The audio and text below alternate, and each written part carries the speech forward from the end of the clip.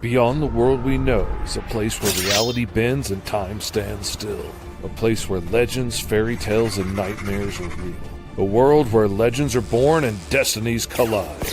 Alice has spent her life lost in an interdimensional rift known as Wonderland, and it forged her into a deadly bounty hunter. With her ancient clockwork guardian Big Ten by her side, they hunt the things that stalk the shadows of Wonderland. Alice Lost in Wonderland, issues 1 and 2 launch May 6 on Kickstarter. Follow along at GoMrFish.com.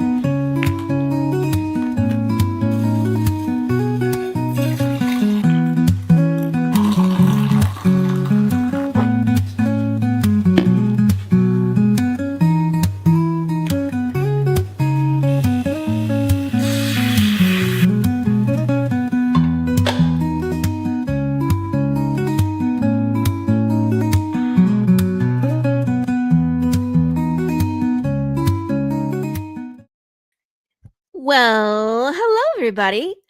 Welcome to the Tuesday Morning Brew. I am your hostess with the hottest coffee around, Laurie Calcaterra, writer-creator of Path of the Pale Rider.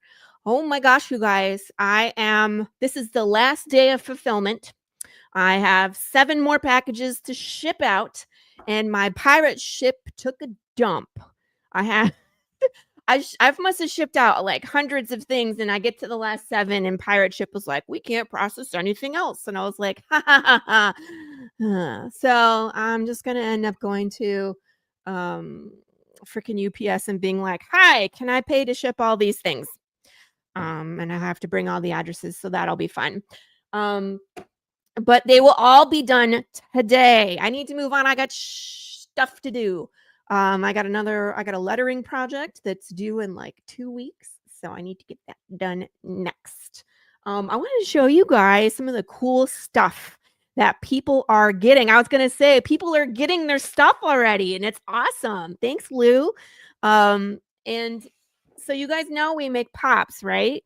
So these are custom made pops. This one was the one that we premiered last campaign. Yeah, premiered last campaign. This is Francis St. Clair, complete with a bullet hole through his head, which is amazing. But I just wanted to show off, like, there's 3 people getting these because they're limited to 5. And then just what a great job the studio does. These are done by Unique Concept Studio, and they make such a great product that I just keep going back. And they've been doing them since my very first campaign. So this is Francis St. Clair. He was number 5. The new pop that we premiered this campaign was Jimmy. So it's hard to see him in the box. I was going to take him out and then decided not to, but he is covered in blister beetles. And so if you have read issue 5, you know, right? And so here's a first look at Jimmy. Everybody else will be able to get Jimmy on the next campaign, and then we will premiere a new pop. But I just love, like, he's number 6. So we welcome Jimmy to the family.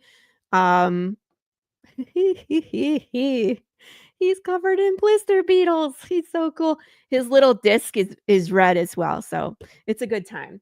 So there's those. I don't know if you guys saw what the secret reward was this time around, but it's this little cool shadow box. Oh my god, those beetles.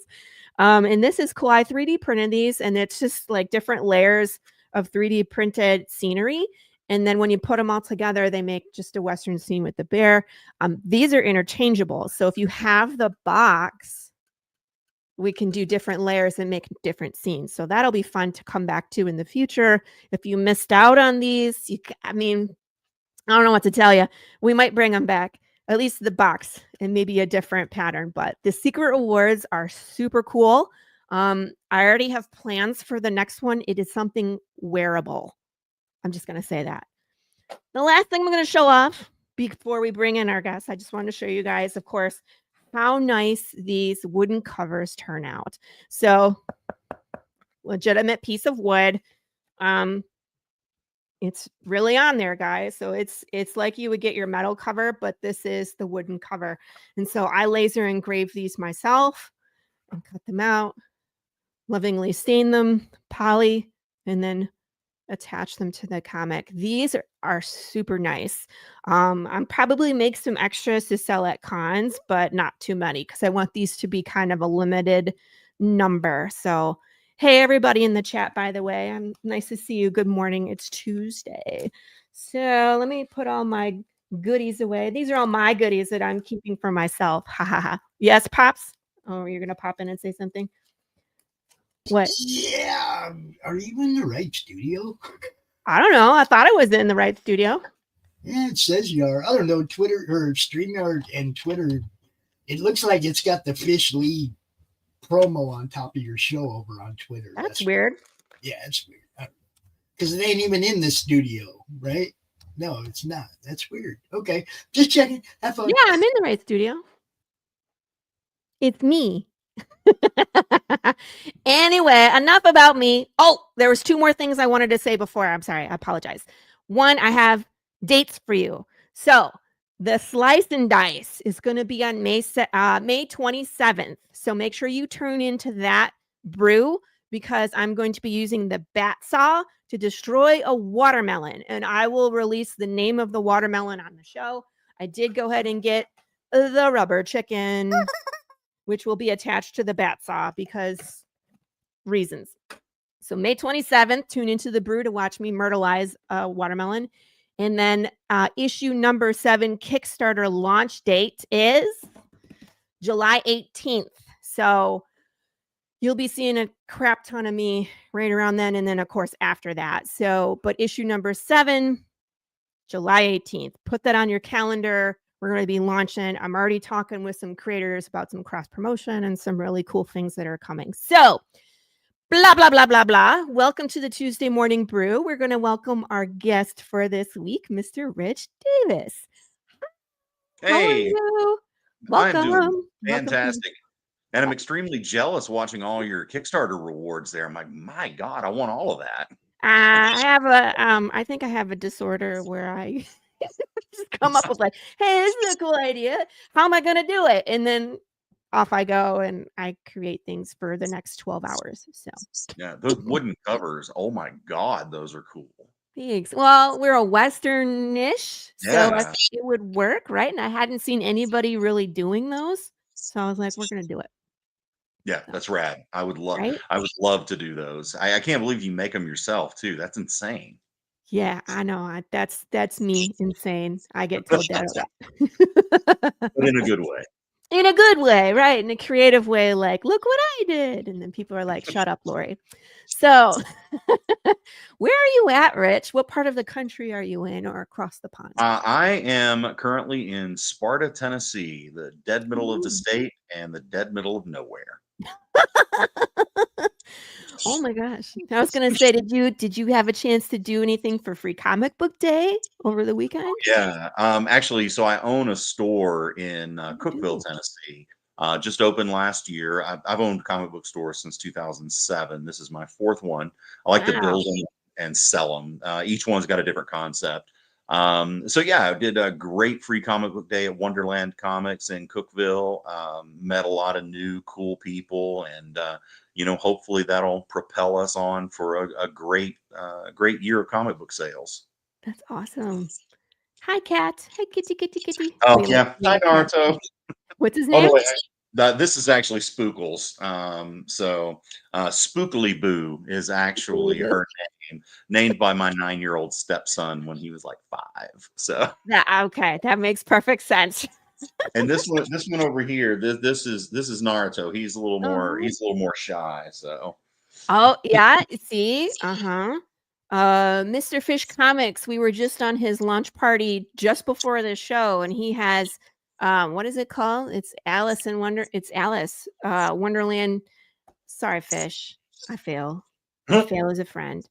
But he just launched. So you said Wonderland and his ears perked up. So yeah, I maybe think that's what. we talked to Fish a while ago, Oh, and yeah. we're definitely going to back that campaign. It looks really cool, and we Mhm. want to get books in our store. So, definitely Thank gonna you. check that one out. Alice lost in Wonderland. I know. He's like, God damn it, Lori. Great title. Sorry, Fish. My brain crashed and burned in that second. So it sounds like you've been in part of the comic book world in one way, shape, or form for a really long time, Rich. Take us I back to have. the beginning. Tell us how it all started when you started reading comics, and then what influences you as a writer, and then ultimately what made you pull the trigger and say, I'm going to do this for myself. Yeah, so I've been reading comics since I was probably maybe 10 or 11, which maybe doesn't go back as far as a lot of people. But when I was a kid, I absolutely hated reading. I didn't want to do anything except play baseball and play video games. And I didn't want to do anything else. But my Mhm. parents, being amazing parents as they are, they really wanted me to, learn to love reading, because it's very important Yes. in your life. And so what they would do is they tricked me. They would, if I did well in school, or I had a good baseball game, or did all my chores and was good, there were any reason they could find to do this. They would reward me by taking me to the next town over, and there's a little place called Bob's Collector's Den. And they would take me, and actually could, back in those days, could actually drop me off at Bob's, and I could just have a great day. And Bob loved me. He loved kids, and he treated me with respect. And there was this lady named Cindy who worked there. She was amazing. And they introduced me to comic books. And so my little kid brain didn't Mhm. realize that comic books were reading. Reading. Yeah, and so I just fell in love with them, and that's led to just a lifetime love affair with the written word. Now I'm an avid reader. I read every day. And it wouldn't have been possible without my totally awesome parents, who just wouldn't give up on me and didn't want me to be some kind of burnout video game addict. I mean, I'm still a video game addict, don't get me wrong, but I fit reading in there, like I said, every single day. Yeah. So yeah, that's where it all got started. I got into owning my first comic book store completely by accident. It tends You to be tripped and that's how my fell, life, and someone handed you keys, like, almost. So I went to college with this kid named Eric, and he owned a comic book store in Jacksonville, North Carolina, which is where Camp Lejeune, the Marine Corps base, is. mhm, And he asked me out of the blue. I hadn't talked to him in years, and he called me up and said, "Hey, I'm in Wilmington." I was living in Wilmington, North Carolina at the time, working in film. And so he called me and said, "Hey, you want to get lunch?" And I was like, "Yeah, sure, no problem." And so we go, and we're sitting there. This place called The Basics, amazing restaurant. If you ever go to Wilmington, please check it out. So we had lunch, and he was like, "So I'm thinking about opening up a comic book store here in Wilmington, and would you like to partner with me?" And I was like, never thought about that. So I thought about it overnight, and I called him back, and I was like, "Yeah, sure, let's do this." And so we opened up the store, and probably a month after we opened, Eric calls me back. He's like, so I got a job on this television show on History Channel, but to do it, because he worked crew as well, and he's like, Gotcha. but I got to move to LA, and I'm like, okay, and he said, so here's the shop. It's like, so here's the keys. Good luck. Right. And so here I am. I'm owning a comic book shop, and that was my first one. I loved it. It's probably the absolute best way I've ever made a living in my life. That's I've done a lot awesome. of weird things. I'm going to write a book one day, a comic called Mediocre White Guy, and it's going to be all about my weird life. I mean, I thought about. I was talking to a friend, and they were like, if I had done one of the things that you've done in your life, I would be amazed. But you've done all of these. I mean, it's like I've Yeah. worked for newspapers, radio, television, worked in film. I worked for 2 presidential campaigns. I write comic books for a living. I mean, it's just my life is weird, man. Wow. You're like one of those most interesting people. You know what I mean? Yeah, but I'm kind of Yeah. boring. But you're not. Like if you I hang out with me at the house, I'm like totally boring. I'm like, let's play no, Baldur's Gate or Fortnite, or watch Naruto. no. No, and I mean, like, that just comes with being an adult and having to have responsibilities. Because I feel like I'm the same way. Like, I've been a lifetime martial artist. I stick fight, knife fight. I've choreographed fight scenes for production and like, right, write comic books as well. But it's like that's me standing at the wall watching my kid play volleyball too. Like, you know what I mean? So it's just, Yeah, we have like to adult at superheroes, some point. like cool lives, our secret identities, Uh-huh. and then so Yeah. yeah, I like that. And then my neighbors are like, "You do what?" Right. You watch So their eyes glaze over. you're right. Sometimes, yes. And my husband's like, please don't bring up comic books when we go to this party. And I was like, man, you take away all my fun. I'm like, can I talk about martial arts? He's like, no. But why? That's Boring. cool. Boring. I would talk So about Movie Smash wants to know if your buddy went to work on Ancient Aliens. I'm just saying. Actually, no. It was a show. It was William Shatner, but he was talking about sci-fi stuff. So kind of similar to Ancient Aliens. I don't remember the title of the show because I mean this is back in 2007. But yeah, I just know that it was William Shatner and it was talking about sci-fi stuff. So it was pretty cool. I think they got like 1 season out of it, and that's it. And that was all they could take, man. Stop talking, William Shatner. That's enough. Yeah, but Shatner's he's a chatty guy. He really is. Lou, I didn't know this. Depressing. Wow. So I write Tuesday Morning Brew. We have all sorts and kinds. Hey, I write horror stories for a living, and that's maybe the most morbid job I can think of. But I mean, like someone has to do it. I guess. Wow. I don't know. Wow. Lou, you're gonna have to come on the show and tell us about that. I'm serious. For real, I'll watch that show. I have questions. And so, Rich, so you've been in comic books and you read comic books, but what made you decide to actually make comic books? Yet again, another happy accident in my life. I was working as a playwright. Most of my writing prior to comics was playwriting and screenwriting, and so I had written this play called Dracula Reimagined. And we produced it at the Browncoat Pub and Theater in Wilmington, North Carolina. Ran for 30 days, sold out shows, and nominated for a lot of North Carolina theater awards. We won 2, which was really cool. And one night, serendipitously, Tony Todd happened to be in the audience. He was in town filming something at Screen Gem Studios, and he showed up to the show. And afterwards, he waited in the bar to talk to me. Tony Todd's waiting to talk to me. How weird is that? So cool. And so Tony and I actually became very good friends after that. And he was like, Rich, I just wanted to hang around and tell you, you've got something with this, with this script, and I don't think you should let it go. And he's like, we started talking, and the original plan was to adapt it into a micro budget film. So, $500,000 or less budget. Micro And budget, which is yeah, hilarious, right? I mean, yeah, it's not right. $500,000,000, Film, but when it's tiny, production, yeah, it's like micro budget. yeah. So we talked about it. And I started writing the script for the screenplay. Tony was going to play Agent Brom. And unfortunately, my wife, Amber, became sick with chronic kidney disease. And Oh, so she ultimately passed away in 2020. So when that happened, I gave up on the film script. I threw it away. I deleted it. oh my And, gosh.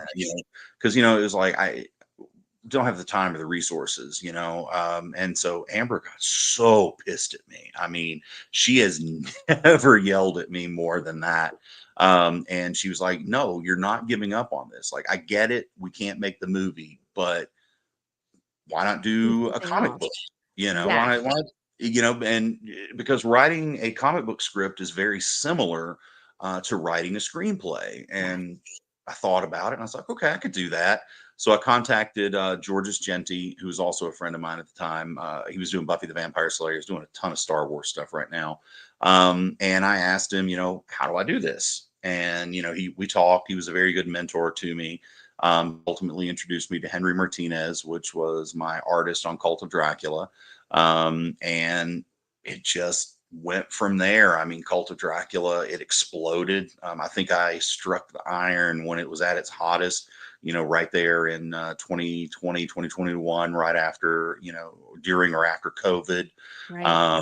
And it, right out of the gate, it sold 10,000 units with a tiny little publisher called Second Sight Studios. I was actually their first book. It sold so Yeah. many copies that they couldn't afford to print the second issue, which was no fault of their own. They just didn't have the distribution, Yeah. and nobody expected Cult of Dracula to sell that many copies. I mean, nobody knew who I was. Nobody who knew who they were. There was no distribution through Diamond at the time. They were the only game in town, and it boomed. I called comic book stores incessantly for about 3.5 months, and they all got on board, and it Wow. went crazy.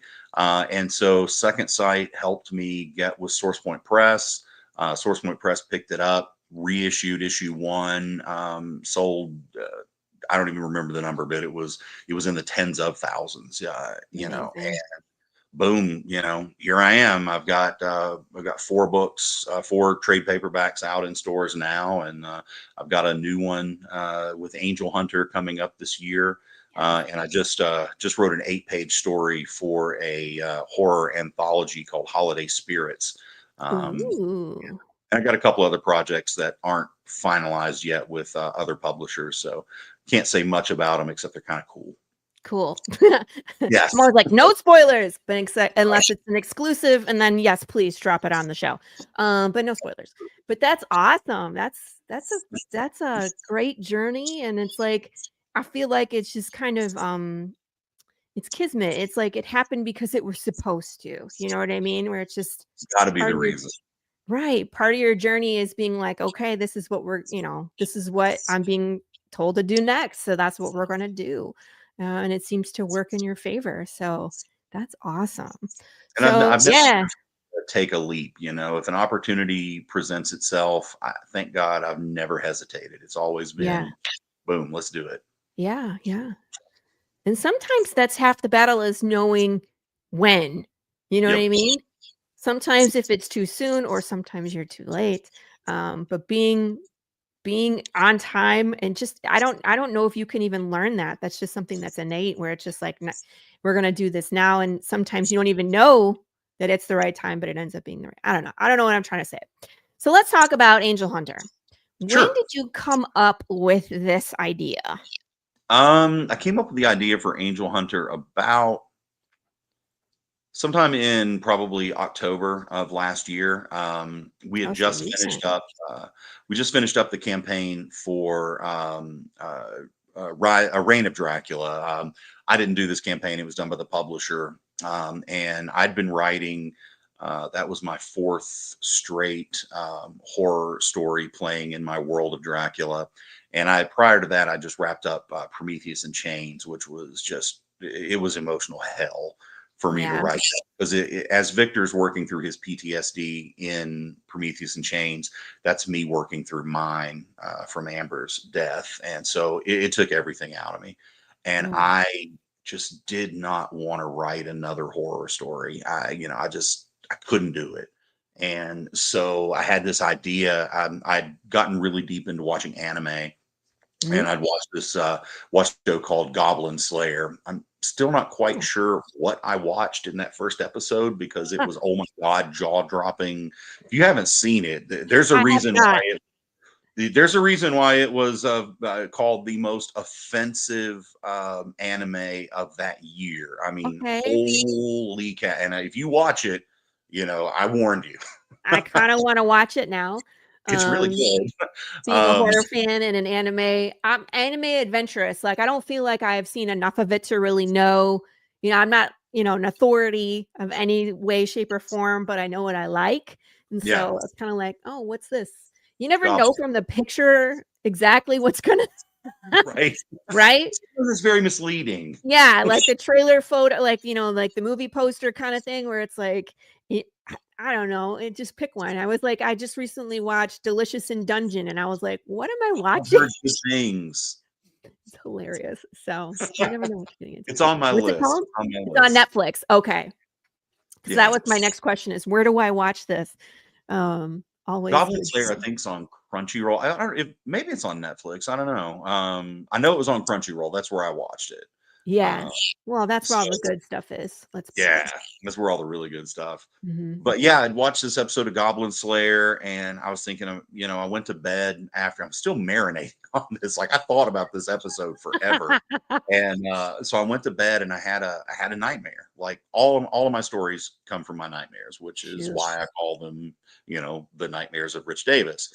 So I had this nightmare about being in a cave and watching the demon or god Moloch, depending on the mythology that you come from, and he was ripping Nephilim babies out of the bellies of pregnant humans. Nephilim being half human, half So I had this, and I woke up and I was like, I gotta write this down. So I started writing it, and I ended up writing the what was initially going to be the prologue for Angel Hunter, but we decided to move it to the middle and make it a flashback because I think it works better there.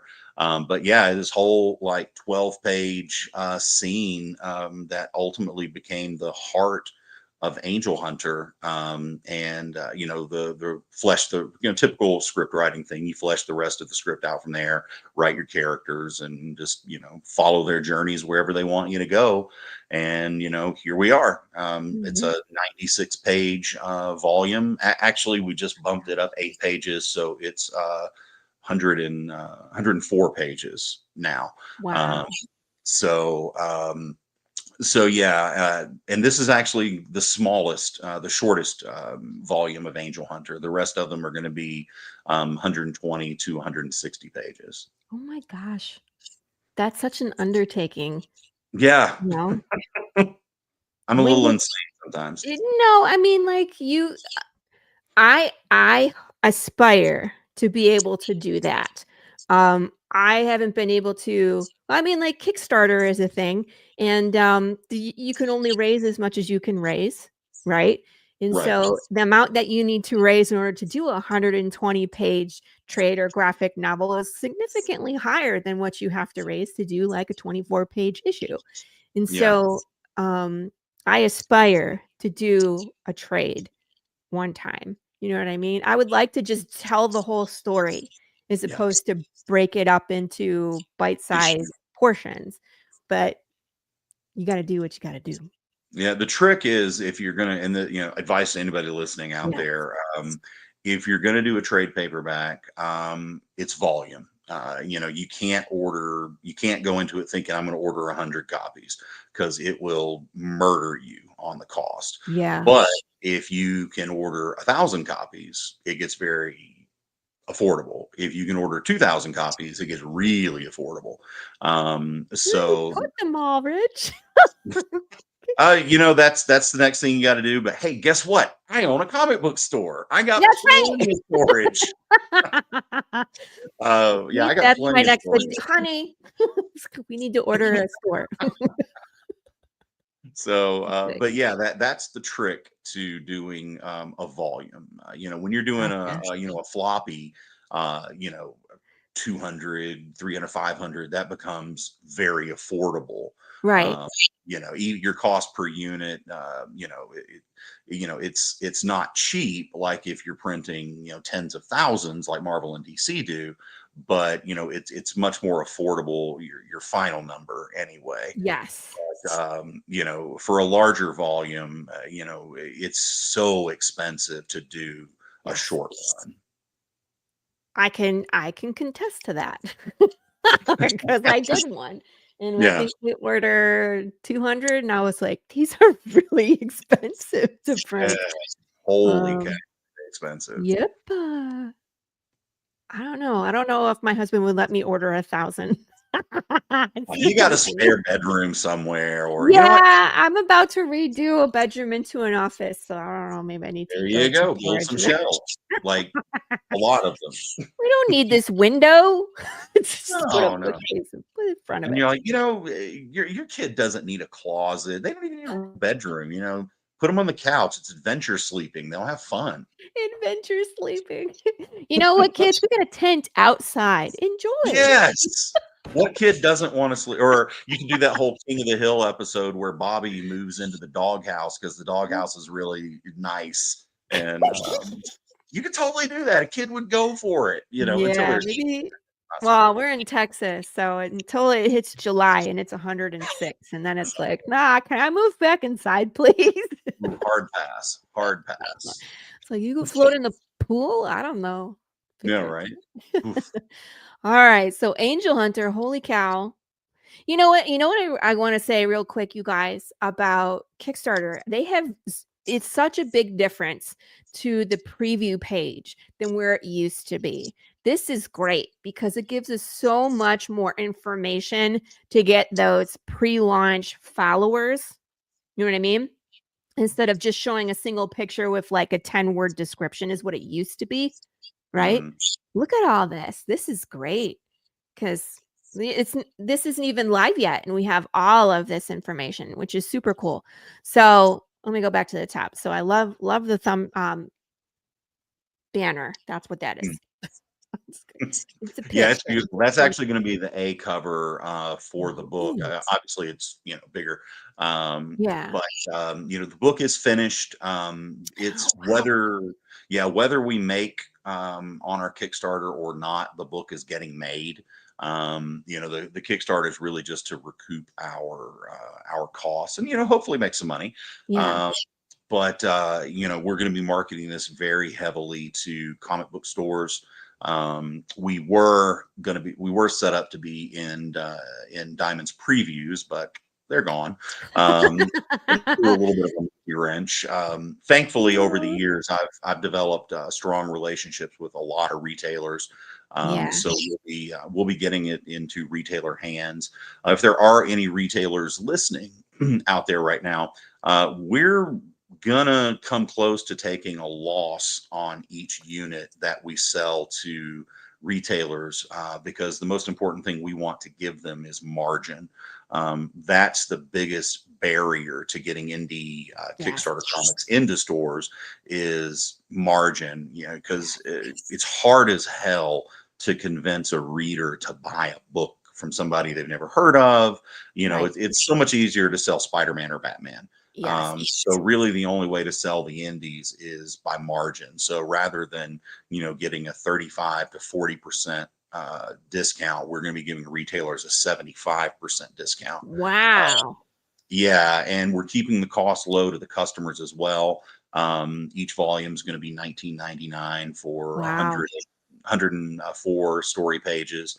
But it's very important for us to get buy-in early on Angel Hunter, because this is projected to be an epic fantasy told over 10 volumes. So Yeah, okay. when it's all Yeah. finished, we're going to have well over 1,000 story pages. So if we don't Wow. get buy-in on volume 1, it's going to be a lot more difficult to do that. So we're willing to take a loss on this one to get people hooked on it. We believe this is a very special book. I think we've really got a special project here. I feel the same way about Angel Hunter as I did for Cult of Dracula. That's So awesome. yeah, we're doing everything that we can to keep the price point low for readers, create as much margin for the retailers as we can, and hopefully sell 1 million copies. Because that's how this works. You just throw Right. it up on Kickstarter and immediately you got 1 million copies sold. If it was only that easy, right? I mean, like, I know. we would all be there. Yes. I love how this is moving too. It's like right off the jump, as soon as you scroll here, it's catching your attention. So I am going to take notes and update my pre-launch page. Joey Thanks, George. Galvez from the Geek Collective designed this pre-launch page.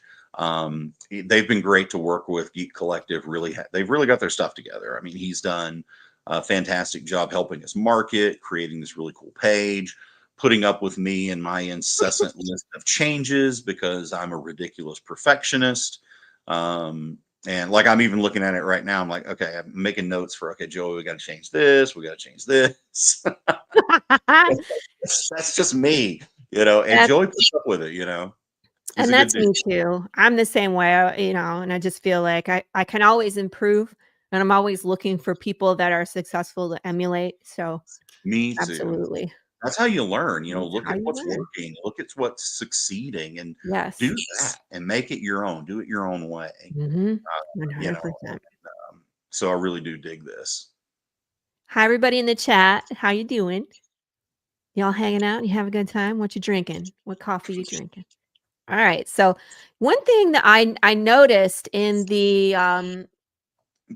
what do I want to say, the press kit that I got was that you were stressing how the story is character driven, that the Yes. characters themselves are the most interesting element, I think. And so I love that you said meet the characters, and it kind of goes through, who everybody is, but tell us why these characters are so important. Maybe if it's something personal to you or what it is to the story, like let's dive into that. Sure.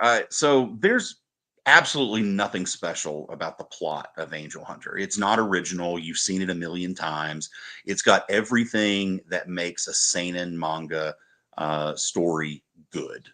The characters make it great. Like this character you're looking at here, Go. He's kind of our Naruto archetype. He's a paraplegic warrior with just an absolute heart of fire. He will not surrender. He will not give up. He's the kind of guy that his village is being sacked by this massive army, and everybody's dying around him. He's knocked onto the ground, and he will crawl elbow by elbow by elbow, dragging his legs behind him to get to a temple to save one dragon egg. Huh. That's Go. The character below that, this is Azaraza. They are a twin spirit inhabiting the same body. They can't exist in the world at the same time, except the only caveat to that is if one of them possesses a corpse. Has to be a corpse, and corpses decay. But when they're inhabiting the body, the corpse decays faster. And if they don't make it back to one another by the time the corpse decays, they both cease to exist. So Ew. they're always in this constant conflict of each one of them wants to exist. They want to live. They want to be the dominant soul in the body, but they're also trying to save the other because, they're twins, and, Yeah. they don't want to lose the other. It's the other half of them. And then the character here below, that is Saoirse.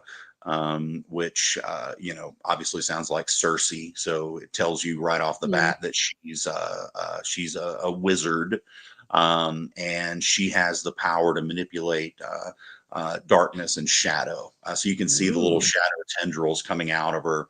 And those she can use. Really fun. I love this. She can shoot those into a body, wrap around its spine, and rip its soul out. And that's what fuels her power. So Saoirse is God. she lives in darkness, but she's tempted by the light. Which is a Interesting. little reverse on that. And you never know if Saoirse is going to break bad. She's half Nephilim, half human, half angel. She's a Nephilim. So, she might side with the fallen angels and destroy the world or wipe out humanity anyway. Or she might side with humans and save them. We don't know. It's a very tight rope that she walks. She's one of my favorite characters to write, just because, but mostly because I played Vampire the Masquerade and I love the Sombra. So, She sounds interesting. Like the conflict within, and just how her decisions can probably sway the events of what's happening in the story either way, just depending on how she's feeling in the moment. So. Most definitely. I think she's definitely a true neutral if you're playing, D&D, a true neutral character, because she could go either way. Originally I thought of her as like maybe a neutral evil.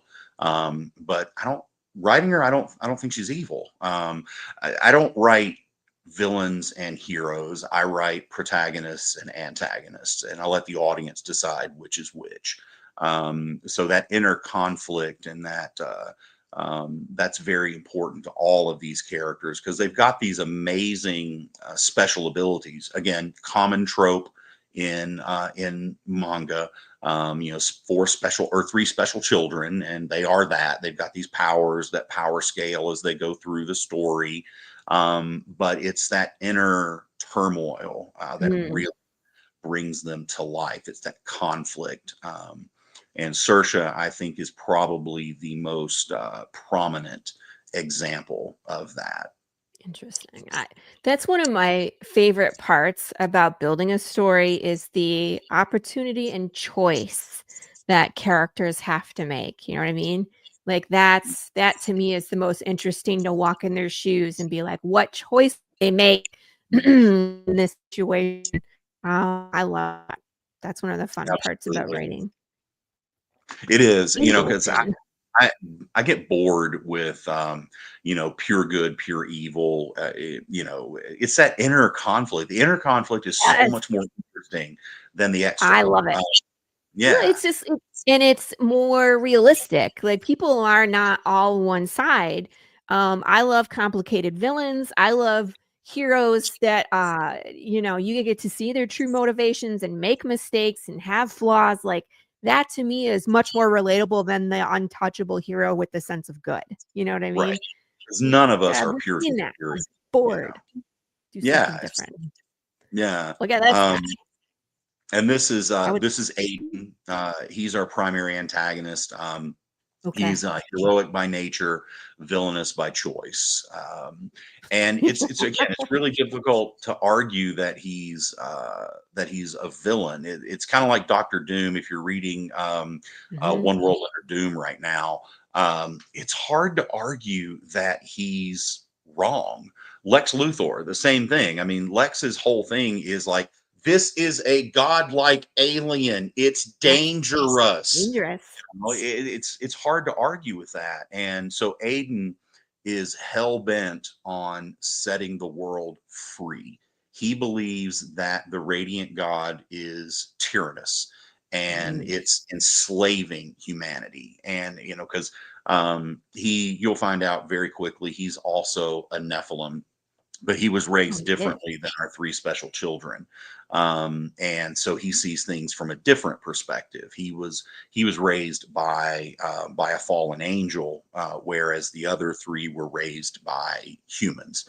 Aiden's a really cool character. He's kind of Darth Vader. He's all powerful. He's intelligent. He's strong. He's fast. He's a brilliant tactician.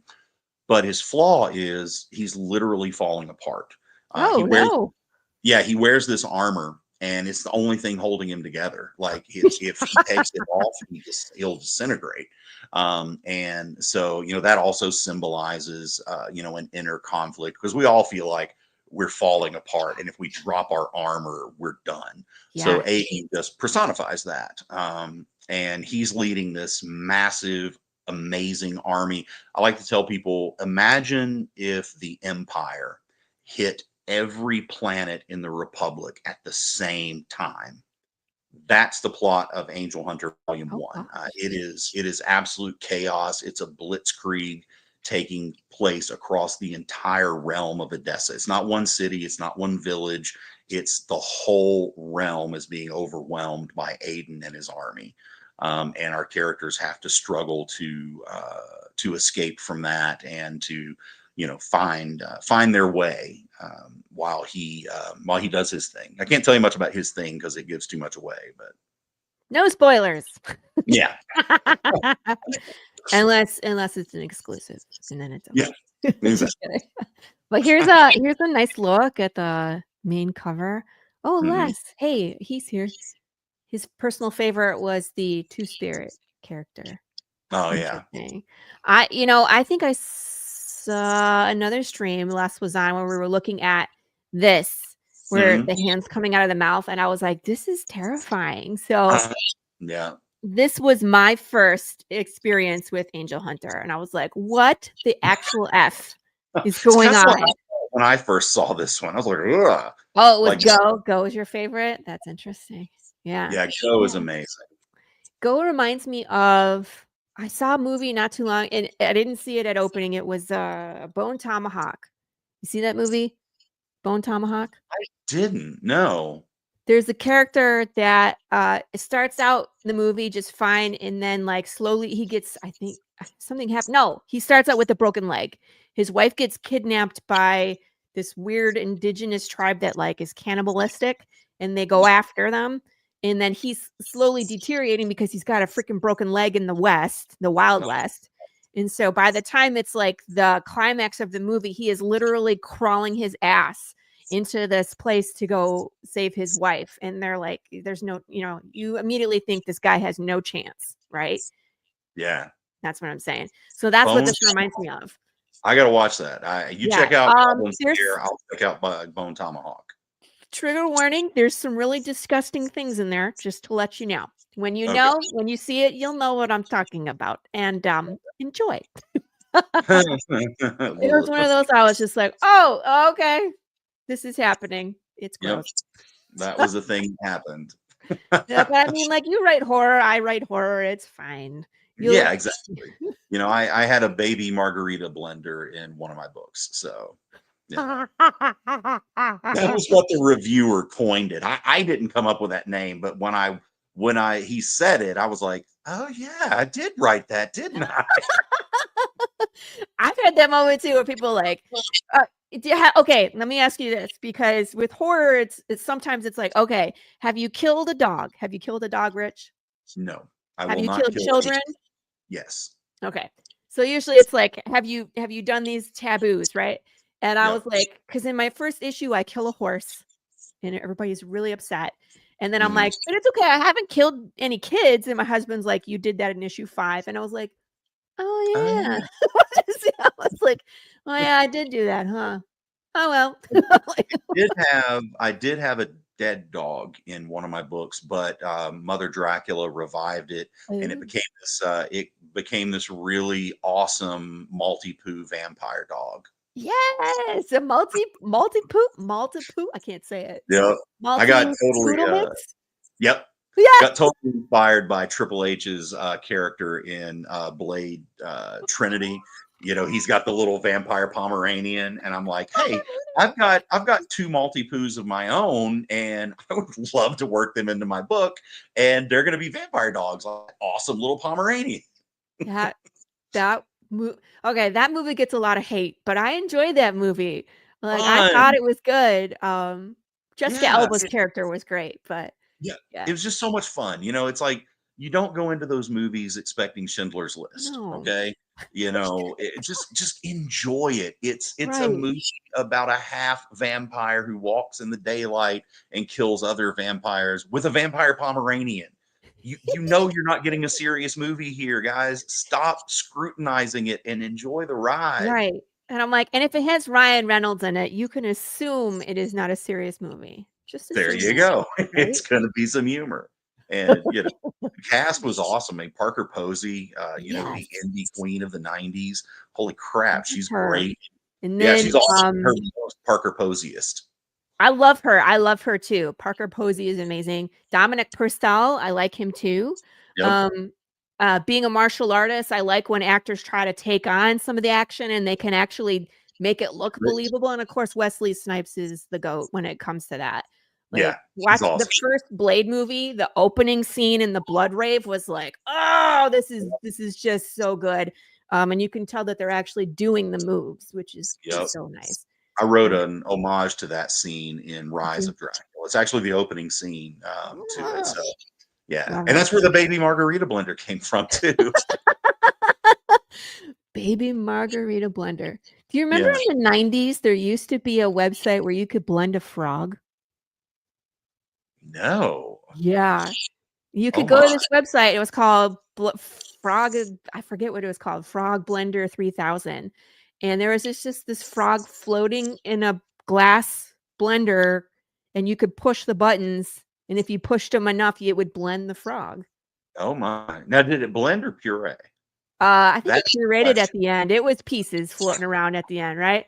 But I mean, like, obviously in this day and age, that's not PC anymore, and it's down. Like, you can't do it anymore. But I remember going to where you could blend the frog. You could do that, and you could microwave a hamster, I want to say. I forget. The 90s were a weird time. Yes, they were. Yeah, so that's what it was like. Baby blender, baby. That's what it made me think of as, ooh, you could push the buttons and blend the frog. The most disturbing thing about this that just occurred to me, like, I'm totally fine with a baby margarita blender, but when you're describing hamster in a microwave, frog in a blender, I'm getting anxious over here. It was okay, Lou knows when I blended the frog. Was it a hamster? I forget what it was. And it would like insult you as you're pushing the buttons. It'd be like, you ain't got the balls. And then you push the other button. And it was like, I'm spinning. It was messed up. You have to go look it up now, Rich. You have to go to Google and be like, I think you can go to YouTube and watch like I don't know. It's probably out there. Yeah, I'm sure it is. But if not, it's on Reddit somewhere. What's this? Who said? Someone said I reminded them of Parker Posey, and I said, what's a Parker Posey? Yeah, I mean, we all had the warped 90s. So yeah, these are the things that made us the way we are. Thank you, 90s. Yep. Twisted as all hell. I mean, and then they wonder why we came out the way we did, honestly. Yeah, I know. This is cool too. Yeah, that's Jordan Lorenzo's cover. It's for the super manga geeks out there. Yeah. This is inspired by the cover for the final volume of Naruto, which is one of my obviously I love Naruto, but I think it's one of the most impactful covers because you don't see Naruto's face. It's shot from his back and he's looking at Konoha Village. And so it's him ready to pass the torch to the next generation. He's looking over, he's looking to the future of Konoha instead of turning around and looking at you, which would be the past. Interesting. Yeah, so or at least that's what I got out of it. I may read too much into art. Les likes to call me the most artsy fartsy writer he's ever worked with. Les, there's a bunch of us out there. I like reading into stuff like that too on that level. I'm like, ooh, I like it. That's some insight. You know what I mean? Yep. I totally agree. It adds something to your, makes you sound cool on podcasts. Well, and I mean, like, it has, like, the intention. You're so funny, Rich. But it's the intention behind it, and a lot of times, like, I do and I'm sure you do this too, you do something so nuanced that only a few people catch it, you know what I mean? Yep. So you almost have to come onto a podcast and be like, "Hey, if you look at this page, here's something I did, and here's why I did it." And so Yep. people then are learning like, "Ooh, I should read into these a little more." You Right. know, because they don't So realize that subtle layer is things. there. Yeah, those subtle things make it so interesting, and Yes. and it just adds depth. In Cult of Dracula issue 3, there's this really cool kind of bootlegger scene, and this guy's running, and you see the side of his car, and just faded into the door. It says Johnson County Sheriff, which Yeah. that's a throwback to Thunder Road. Some people call it Copperhead Road. Here in Tennessee, it was the bootlegging highway from Ooh. Johnson City, Tennessee to Knoxville. And so it was also, I like to pay homage to my home state, Tennessee, and I'm a big Tennessee Vols fan. So Knoxville, Thunder Road, that's all really really special to us. So it's those little details. Cool. If you get them, you get them. If you don't, you don't. Right. Also in Cult of Dracula, every vehicle Okay. in there comes from a movie. Cool, The Michael. whole. That's cool. Oh, hey, Michael. From Yeah. Johnson City or Knoxville? He'll tell us. He'll It's tell us. yeah. So I would say that again, what you said about every single thing is a throwback to Yeah, every vehicle in Cult of Dracula is a vehicle from a from horror a movie. different horror movie. Yeah. You got Sam Raimi's car in there somewhere. Yeah. I mean, that's the obvious Like, one. absolutely. Yeah. Yep. And there's the Manson van is in there. I mean, it's all in there. That's If awesome. you're a horror fan, you'll pick them out. If you're not, doesn't matter. Right. Yeah. He says he's close. Oh, yeah, I'm Oh, from I know. Elizabeth. Oh, I know. Yeah, I know Elizabeth. Then Austin. Howdy, neighbor. Yeah. Yeah. My one of my friends, Carissa Grant, is in Tennessee as well. I think Yes, she's I know. closer. She's in Knoxville too, Yeah. or at least in the area. I love Carissa. She's awesome. You got Christine in there. There is a reference to Christine in there. Yeah. See, now you get to go play Where's Waldo Yep. in all of Rich's books and just look for cars. It's Yep. amazing. All Yep. right, let's look at some of these interior pages. Oh my gosh, Les. These pages are just incredible. The amount of detail, the composition, the way that your eye moves through these is just incredible. These I would say are crafted. You know what I mean? They're not just drawn, they're crafted. Most Um, definitely. I do love working with Les. He and I we fight like brothers all the time, and Do you? he fought me Sweet. every step of the way on this look. Because I wanted, it's an anime manga inspired story, so it had to have that manga look. And I think in the beginning, Les was of the mind that manga was all shonen manga. Oh, Naruto, One Piece, yes. stuff like that. But then when we started talking about Berserk, it's like Berserk's a manga. Battle Yes. Angel Alita, that's a manga. Attack on Titan, and so I think when we finally got on the same page with that, that's where this magic just happened, because it allowed us to be less. But yeah, see Les there is it is. it's freaking out in the comics. We love you, Les. This is awesome. And it allowed him to be him, which is what I love. I mean, I've worked with Les on literally every book I've done. It lets him be free to be his style, but it also pays respect to manga. And that's very important to me, because manga is such an integral part of Japanese culture. Yes. And I would never want to disrespect that. If you're not going to do a manga and follow those rules, or those expectations is another way to say it, then why do a manga? Why not just do a comic book? Right. And I mean, can you even call it manga if you're not right, really, right, you know what I mean? and Could be exactly. something else. And it's okay to be something else, but I mean, like, if your goal is to be in that genre, be in that genre. Exactly, you know, and Because with Angel Hunter, it's being released in the manga size, digest size. It's black and white. The only we're not reading it, you know, back to front. We are reading front to back because that would be too confusing for American readers, I think, except for the niche people who read manga. it would Um, melt most people's brains. I agree. I read manga as well, so I'm used to yeah, that. Um, even you know, it's hard. I'm like you. I read a lot of manga, and it's still my brain is like, you know, yeah. In the beginning, until you're like you're rewired and into the yeah, story, and then it comes naturally. But in the beginning, you're like, "What am I doing? yeah, it's Wait, that confusing. didn't make sense. Oh, I read it wrong." Yeah. Right. So, but yeah, you know, with the it was the character designs that were the big deal, I think, Yeah. that made this very manga. And it's simple things like the eyes and the hairstyles, you know, because those hairstyles, each one of them actually has a different meaning, you know, and Really? yeah, and they define the characters, you know, like pigtails, for example, tell you that the character is going to be a little silly. You know, a thing coming down across their face that symbolizes a duality of character. Mm. There's just different, and those are just the rules for manga. And that way, you know, when somebody's reading your manga or watching your anime, they get an idea of who that character is by their basic appearance. That's And interesting. yeah, and I love this page. I adore. It is just It's so just beautiful. gorgeous. Yeah. Yeah.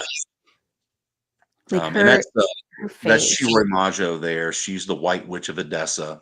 She is known widely as the last surviving hero from the Third War of the Fallen, which was, you know, fallen angels. You know, we're dealing with fallen angels here. And so these heroes banished Moloch back to the Nether before he could do his thing, which I can't tell you what his Mhm. thing is either without spoiling it. So, Oh, no, uh, yeah, don't. and No but spoilers. right, and you know, Shiroi Majo is also a very conflicted person, and this isn't giving anything away, but she's also a fallen angel herself, but she's in Ooh. disguise, and she uses.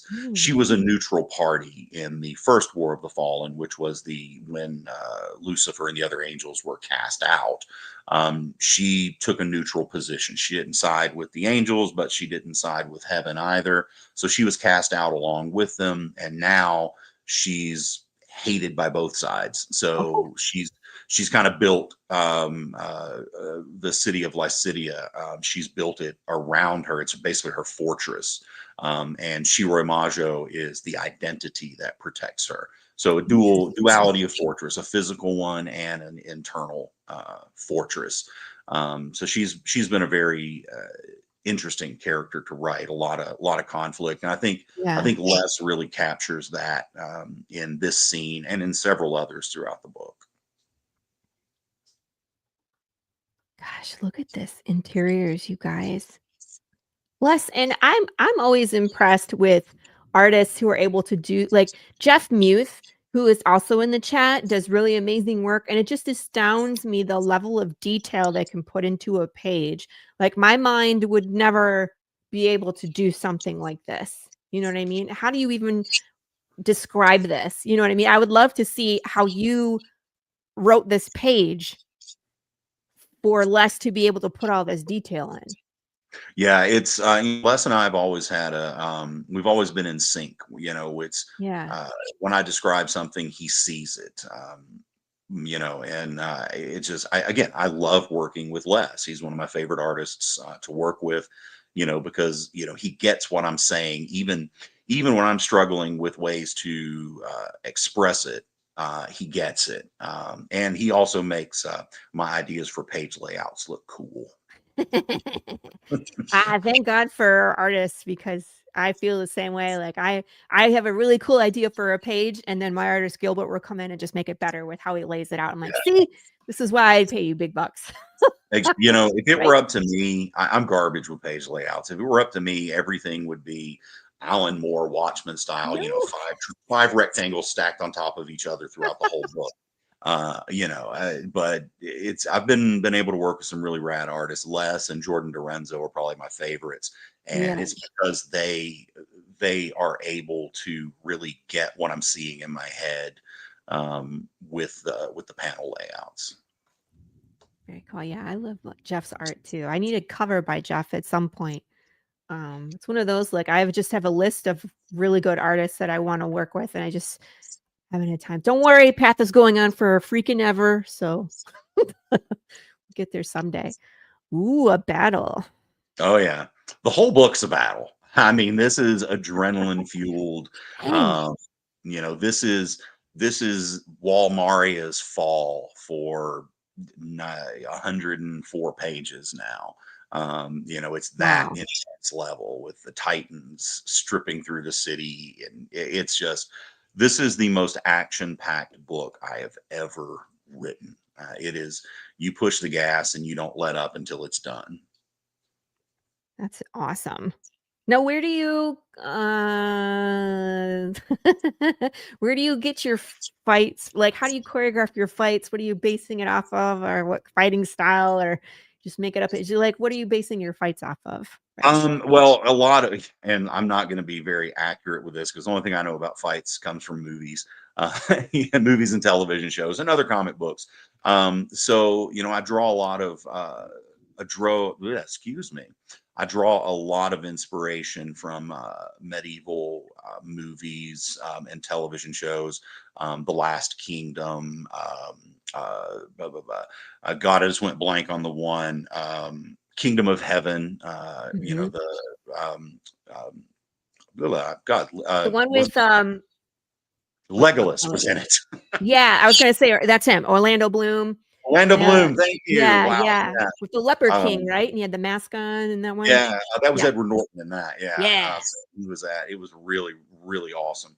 But you know, movie Vikings was another show that, especially the sack of Dragon's Bay, that was very inspired by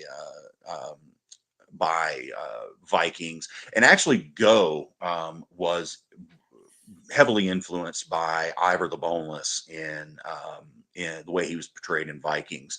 I just absolutely loved that character, the complexity of his inner turmoil, of his just character development. It was wonderful. So Go was inspired by him very heavily.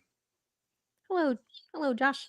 Are some of your characters, so the Nephilim and the light and the dark? So she's fighting with more of like a magic style. Do some people have a blended fighting where it's not just magic, but it's weapons as well? I mean, give us Yes. an idea. So all three of our main characters are Nephilim.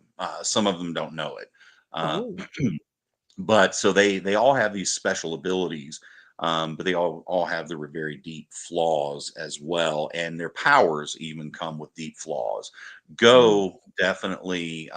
This is Athelstan, by the way. He's a character in Aiden's army who's he was initially a true believer zealot, and he's discovering that war isn't always black and white and they're not always the good guys. He's seeing all this destruction and death and pillaging, and he's like, wow, that's not what the war I thought we were fighting. yeah. So he's a straight up human, you know, so he really sees the world through those eyes. And he's, you know, his armor's too big, his sword's too heavy. You know, he's not equipped to handle this. Shoot. So you know, there will be characters fighting with you know, traditional weapons without the angelic powers. But going back to Go, Go has the ability to borrow power from the beast gods, and it gives him different abilities when he does. But the drawback to that is every time he uses that power, he becomes a bit more bestial himself. So Interesting. Wheel of Time, Rand is the dragon reborn. There's this great power, but it could also be his undoing. Yeah. He's going to be really fun to write. Les, you love him now. Wait till I finish the script for volume 2. You're going to absolutely adore him because you get to do some badass things with him. Cool. So yeah, it's a little bit of a blend of traditional fighting and the magical angelic powers. Nice. Yeah. So I see like Hema, like a lot of European style sword fighting is what Sure. comes to mind. Yeah. Okay. Armor based. Yep. I love your GIFs, man. I like using GIFs on my page, and I never thought about animating words. Right. Totally gonna do that because this is It's really fun cool. and it catches your Yeah, eye. It makes you want to. exactly. It draws your eye in to exactly where you're trying to get people to look. So, Right. this is super cool. And that's it, friends. That's the pre-launch page. I dropped the link for you up here somewhere. Let's get where it is. So this is where you can sign up. As you can see, there's already 139 people signed up to follow this project. All you're doing is saying, send me an email when it launches, and then you'll be able to have a chance to go through the campaign and pick out a tier that you like. Of course, this is the most important time for creators is when they run campaigns to make sure that they have the funds to continue delivering a good product. Now, Rich says this is already done, which is great, which means that you're guaranteed a book. So there's really not much risk there, but still we want to help support Rich in his endeavor to make sure he can continue doing this book and other books because apparently we're getting 9 more volumes. Yes. Yeah. And This they're big. story is projected over 9 volumes. It's Gosh. it's an epic. It's this I see occupying my time for the next 5 or 6 years writing this. Right? And Les is scared to death of doing it, but See, but and here's that's the thing. So when I first started shopping around Path, and it's big. It started out, like you said, as a movie script, and then I turned it into a comic. Being an unknown, I broke it up into 12. So like each act of the movie is 4 issues. And when I was talking to artists and I was like, well, the first arc is 12 and there's 3 arcs, they were like, I'm out because they didn't want to be in, like, hadn't even read the script, but they just didn't want to be involved in a project for that long. Like, how do you get around that? You just got to find different people, or like, you just gotta twist Les's arm, and you got to send them Rice Krispie treats. And then exactly. And then you've also just got to say, look, you're just doing this. Don't worry, it's happening, and don't wait for it. Use Jedi mind tricks, Rich. You are the artist. But no, Les is he is a moth drawn to good projects. I've never seen Les put his work into anything bad. Yeah, that's true. So my job to get Les to continue to do this book is to continue to write a good script. And Les's job to get me to continue to hire him to do this is to continue to give me great art. And so we're both that kind of person. We're not going to do anything half-ass. Yeah. We don't do anything in halves. So yeah, I think if we continue to do a good story with good art and we get that buy-in from readers, we'll be able to see this thing this all the way epic through. to Yeah. the end. Yeah. 5 or 6 years. That's incredible. That's actually fast. You know what I mean? Yeah, I can see For that. 9 Yeah. volumes, Yeah. 100 page on average and up. Yeah. That's actually And it'll, cool. it's definitely going to take less longer than that to draw it because, I think he and I discussed 1 book a year for him to draw. I can write, I could write a 6-issue graphic novel in, a month or 2, but it would be shit. And I don't do that. I mean, you could first draft it, but that's different than but I run into writers out there who completely undervalue what they do. And I think it's because they don't really, they think they have to crank out, 5,000 words. Yeah, I'm like, dude, this isn't a prose novel. Right. Your word count doesn't matter. Get the No. scenes, get the characters, get them right. Take the time to actually develop a backstory, because nobody really gives a damn if you finish 6 issues in a month, or if it takes you a year, as long as you're hitting your production schedule. You Right. know, so I can write 2 volumes of Angel Hunter a year. Les can draw, because it gives him time, because he's got other projects to do as well. So Right. a book a year gives him plenty of time to do that and to work it in between his other schedule. Mhm. So it'll probably Angel Hunter. It should probably be out in 10 years. God, that sounds so Isn't that long. crazy? Yeah, um, but it'll be written in 5. I So always tease people, Rich, where I'm like, I'm gonna be 95 and going to yes, Comic Cons and running a Kickstarter for issue like 36. yep. The one thing I'll promise you today is I will not be George R. R. Martin, and we will get the Winds of Winter um, within a decade of the final volume. Gosh. And it's I'm glad that you're writing it in advance, like I say, in advance. Like you're writing it as Les is drawing it, but you're gonna keep writing forward. Right. Because there's nothing. I have this thought too, like, what if I die? And Yeah, we're in the middle of the series. At least if the script is done, someone can pick it up and continue it. And at least the readers will have that satisfaction of knowing what you intended for the end instead of either never knowing or having someone else write the interpret. ending, right? Yeah, Because it's not going to be what you intended. So, yeah. If you've got it written out, or at least a detailed outline written out, yes, you can find your Brandon Sanderson and finish your Wheel of Time. exactly. I'm not counting words in my book. I'm focused on what is happening in the seeds where counting will hinder me. And I think that with comics, I completely agree with what Rich said because it's not necessarily the dialogue, it's the action, it's the expression, right? Because it's a Right. visual medium. And Right. so like my scripts for Path average around 14 pages. My issue number 7 is only half. It's 7 pages, but there's very little dialogue and it's all action. And Right. so it's going to be the same or more pages, but it has nothing to do with my word count. It's what's happening on the page.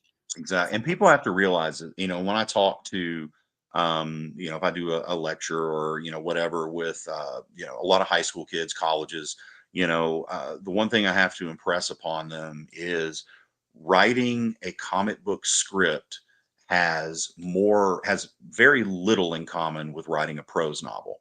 yes. It has much, much, much more in common with writing a film script than a prose. Prose novels require a completely different skill set, a completely different mindset, and they're just a completely different medium. So if you're writing a comic book script, you can't go into it thinking about word counts and things like that. It's not the way it is, and I Yeah. think that's really a difficult thing for new writers to understand.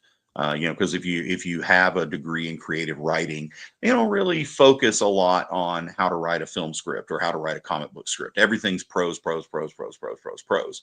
And if you want to write novels, hey, good for you. That's what you need to learn. But if you want to write comic book scripts, go take a screenwriting class. Yeah. It's way different. And it's like sometimes I have to remind myself because I still write in screenplay format when I'm creating. So I Mhm. don't, and then I convert it to comic book for my artists. And that's another way of editing, I guess, for me. Mhm. So it's like this whole dialogue that is not going to fit on this page. There ain't enough bubbles in the world that can fit everything I. So it's like, Right. okay, how do I, you know what I mean? Like you have to Yes. parse it down for the Oh, medium that it's in. But I still have to refresh. Like the first time a character is seen, like this is who they are, this is what they look like. This is with their apparel they're wearing. It's still very helpful for your artist to read that if they're introducing someone new. It's not like, you know what I mean? I don't yeah, know. exactly. And Les and I on Angel Hunter, he's got my original script, and then he draws the way he sees it, and then I go back in after seeing his art and edit my dialogue that way. Interesting. And this is the first time I've worked that way. And I absolutely love it. I honestly don't want to work any other way from here on out, because the editing process at that point becomes so much stronger. Because it's great to be able to visually see how the dialogue is going to come out. Yeah. So yeah, I've thoroughly enjoyed doing Angel Hunter with Les, and I look forward to doing the rest of it as well. Very cool. So 1 book a year, you guys. You got to sign up for notification because you're going to forget from year to year. Sign up for notification. We are live all over the place. Straight up. Sorry. Series art and writing rather than shoehorning the artist. Yes. Agreed. Yep. Or the opposite, the Marvel method. Yeah. I tried to do the Marvel method on this, and I got close, but it's not my style. It's again, I'm a perfectionist and I like to tweak little things, and the Marvel method doesn't really allow you to do that. But I think blending the two styles of writing, I think it's worked. And again, working with an artist who you have that relationship with, who gets you, and making a true creative team. I think that has been a very rewarding way to write. I agree. I think your team is so important. Not only do they have to match your style, but really understand your process. So that way you become a well-oiled machine. And it sounds like you guys are both invested in making this the best version of itself. Oh yeah. I like that as well as for my own team, where it's like, if I'm like, here's a script and someone just draws exactly what I says and doesn't, like you said, like with the paneling and with the layouts, it's like, there's another way to do it. They're invested. You know what I mean? Even those arguments that sometimes, sorry, it is pouring outside of my house right now. And I was like, I feel like lightning just. Oh, there's the thunder. I was like, I feel like it was right outside my house. I think it was. I was like, so if I disappear, that's where I went. I'll be here. Okay. Like, if I disappear, I've been struck by lightning for real. Let's hope that doesn't happen. What's that? Let's hope that doesn't happen. Catch that lightning in a box. Let's not get struck by lightning on the show. Well, I gotta tell you what, if lightning strikes and I die, then it's the most viewed show ever on YouTube. Yeah, you know what? It would end up being the most viewed show ever. Yes, it would. It'd be replayed and replayed. Host dies on air. Yeah, everything, right? But hopefully they understand what book you were talking about when it happens. Yeah, I was like, watch the show, go to Angel Hunter, and then it was like, hey, at least we get some eyes. You always get the best out of an artist by giving them leeway with the script and allowing them to be a part of the storytelling. 100%. Everybody wants to feel like they're contributing creatively. Pure script is stifling. Yeah. Don't do that, Les. I said this. Take that. Like, who wants to work that way? Yeah. Let them art. Yeah. And, to a degree on that, you can't just turn the artist loose. Now, Les, I don't have to, again, he and I work so well together. I don't have to worry about that stuff. But I have worked with artists who, they'll just completely ignore your script. And it's like, that's different. Yeah, exactly. You have to at least follow the script. You can enhance the script, but you still got to follow the script. The way I look at it, taking from my theater background, in most cases, and again with Les, this is less required. But you're, as the writer, you're the director. And so you guide your actors and you help them to deliver the best performance that they possibly can by using the abilities that they naturally have, how they interpret things. And you help them, you nudge a little bit in a direction. So, this will sound terrible, but artists need supervision the same way writers need supervision. But, because again, if you turn them loose just to do anything, you're going to end up, you stand a big risk of the art swallowing the storytelling. And, a writer is just as important to a book as an artist. 100%. There's always that debate too. And I don't know why. Yes, this That is true. comment. Yeah, Yep. you don't hijack my book. But it cracks me up when people are in all these indie comics groups and they're like, which is more important, art or story? And I'm like, why is Both. this even a debate, you guys? It's both. Yeah. You know, you can't have a comic without a writer and an artist. I mean, if you don't have a writer, it's just a bunch of pretty pictures. And if you Right. don't have an artist, it's just a prose novel. Right. Or really crappy art. Yeah, like I was me like, doing stick figures. exactly. I was like, if you want to read Path of the Pale Rider drawn by Laurie, that would be very disappointing stick figures. Yeah. Can No. I put in my 2 cents on that particular? Go for No. it. Go ahead. I love it. The guest takes over. He says no. Seriously though, a good story. I can read a good story with just words. I don't need Right. the art. I can create the art in my head. Okay. Right. I can't make a great story out of pictures. Right. Right. I'm not a writer, so my mind doesn't work in the way of making a story out of this sequential art. You see what I'm saying? But a Absolutely. great story, even with crappy art, a great story, I'm going to come back and get it. Just like I can read a book without no pictures at all, I can read a good book with crappy art, right? But that's the whole point, though. If you're going to do a graphic medium, it needs to have art that's decent. Otherwise, why do it? Just write prose. Oh yeah, look, I'm not saying I'm just saying if it's a good story, I'm going to come back and get the next issue. Yeah. Right? Yeah. But if it's not a good story, the art is not what's going to bring me back to buy book 2. You ever seen That's that video that's where something they I've always. Oh, sorry. go ahead, Rich. Go ahead. Oh, I was gonna. That's that's kind of a mantra maybe, or it's something Mhm. I talk to students about a lot. The art is going to pull you in. The story is going to keep you there. Yes. I love it. That's what I say as well. I just laughed because someone had recently posted a video where there was a hole in the wall and it said bad writing. And then there was like they plastered a piece of paper and painted over it and it said good art. It's like it's not gonna save you for long.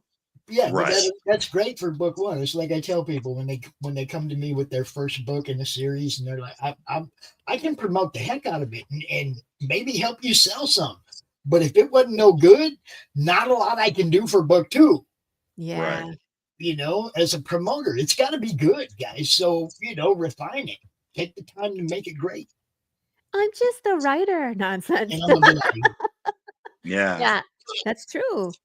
And it's amazing to me how many writers that I run into who they undervalue themselves, and like they're afraid to say, hey, this is my story, and that they think that they contribute less than the artist. And no, it's a symbiosis, it's a team. You can't do a comic without both a writer and an artist. And sadly, most of us aren't Todd McFarlane. We can't write and draw. Yeah. You have to have both. But it really does. It disappoints me, and I try to encourage writers who don't value what they do. I mean, value yourself. You're important. I mean, most of the time, the writer is the person putting the project together, hiring the creative team. I mean, it doesn't happen without you. So know your worth, and don't be ashamed to tell people about how much you're worth. I just wanted to make you big for a second because hell yeah, man. From the writer's side. And I mean, I 100% agree with you because we writers are the ones that, like you said, are the ones usually spearheading the whole operation. Yeah. And it wouldn't happen unless we actually do it. And I always say, like, too, even if you are a very talented artist and you have an idea, to just bring a writer in to help clean up the script or find your loopholes and work around, develop things. Just because you wrote it yesterday doesn't mean it's ready to go. Work on your script and let it marinate for a bit. Go all the way through start to finish, and you might want to go back to the beginning and add things, foreshadowing and little tidbits that people can glean and then come back to later and be like, oh yeah, that's what Rich was telling me in these pages. And so you can always benefit from a writer. Have you voted? No. You just like broke my train of thought. Thanks. Thank you. Thanks for watching the show. I'll be gone. No, just kidding. That's an artist who ran off the rails. That's yeah. It's like, what's going on? It wouldn't be the show if I didn't rattle you at least once. At least one time. At least you didn't boot me off my own show. No. Well, I was waiting for the thunder and lightning to do that. But It's been going on. Every time I look this way, it's because I'm afraid it's not delivering, so I figured I had to add something. Oh, thanks. Thank you. My goodness.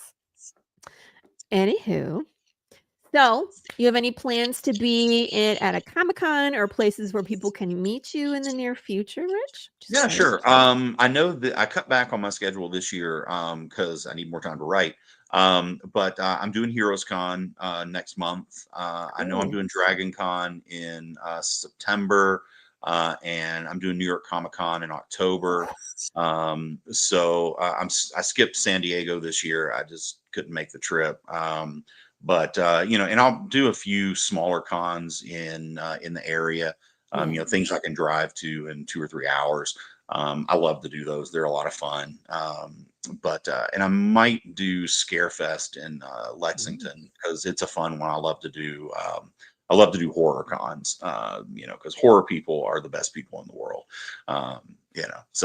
So yeah, a few conventions here. Yeah, we sure do. I'll ship anywhere you buy it. I'll ship anywhere in the world. I don't care. I will take your money. Carrie's in the UK and she's a big supporter. Yeah, I sold actually Cult of Dracula sold exceptionally well in Ireland and the UK. So being based off of Stoker's work, the Irish definitely made a lot of sense. So yes, I will gladly ship to you. Carrie, we'll go over that towards the end of the show. So don't leave.